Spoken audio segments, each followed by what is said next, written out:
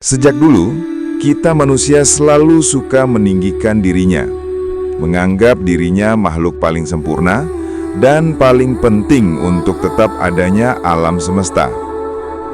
Merasa seakan-akan seluruh jagat raya menunggu apa yang kita lakukan, bahwa kalau kita baik, semesta akan damai, dan kalau kita jahat, langit akan runtuh. Seolah bumi, matahari, dan bintang-bintang diciptakan hanya untuk menonton perilaku kita. Bahkan kita diajarkan tentang sebuah teori kehancuran alam semesta yang berasal dari murka Tuhan karena melihat kelakuan kita sebagai manusia.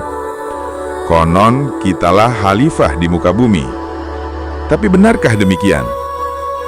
Mari kita lihat lebih jujur. Manusia modern baru muncul sekitar 200.000 tahun lalu. Sedangkan bumi sudah berusia 4,5 miliar tahun.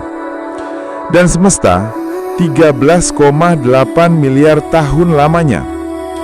Jika sejarah kosmos adalah sebuah kalender setahun penuh, maka manusia baru muncul di detik terakhir tanggal 31 Desember. Begitu singkat, begitu sekejap. Atau kalau semesta ini kita ibaratkan sebuah buku ribuan halaman, maka manusia hanyalah tercatat di pojok catatan kaki. Dan itulah fakta yang ada dan bisa dikonfirmasi datanya. Bukan dongeng, bukan mitos, dan bukan hanya keyakinan. Lalu bagaimana mungkin sesuatu yang baru hadir kemarin sore mengklaim dirinya sebagai penentu akhir jagat raya? Bukan hanya soal waktu. Dari sisi kekuatan pun kita rapuh. Kita tidak bisa terbang seperti burung, tidak bisa menyelam berhari-hari seperti paus, tidak tahan panas seperti bakteri di kawah gunung berapi. Satu gempa saja bisa meluluh lantakkan ribuan jiwa. Satu virus kecil bisa membuat seluruh dunia lumpuh. Kalau manusia punah hari ini, bumi tetap berputar, laut tetap pasang surut, gunung tetap meletus, bintang tetap lahir dan mati. Bahkan andaikan pun semua kehidupan di bumi mati, semesta akan tetap berjalan sesuai hukumnya. Bukankah ada berjuta bintang dan planet yang tanpa kehidupan pun kini tetap berjalan sesuai hukumnya? Manusia hanya sebagian debu bumi, dan bumi hanya sebagian sangat kecil dari semesta. Semesta tidak menunggu kita. Semesta berjalan dengan hukumnya sendiri. Faktanya jelas. Alam sudah ada jauh sebelum manusia lahir. Dan ia akan tetap ada jauh setelah manusia tiada. Lalu, di mana letak istimewanya manusia? Sains memberi jawabannya.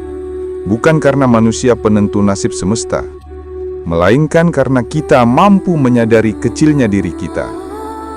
Kita bisa menatap langit malam, merasa seperti debu, tapi tetap berani bertanya. Kita rapuh, sementara, dan fana. Namun dalam kefanaan itu, kita mencari makna. Itulah keistimewaan sejati manusia.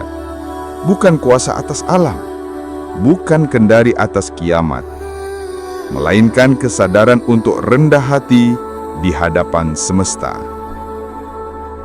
Ternyata klaim kemuliaan itu hanya ada di otak manusia itu sendiri. Ketika kita mati, tidak ada perlakuan mulia alam atas jasad kita.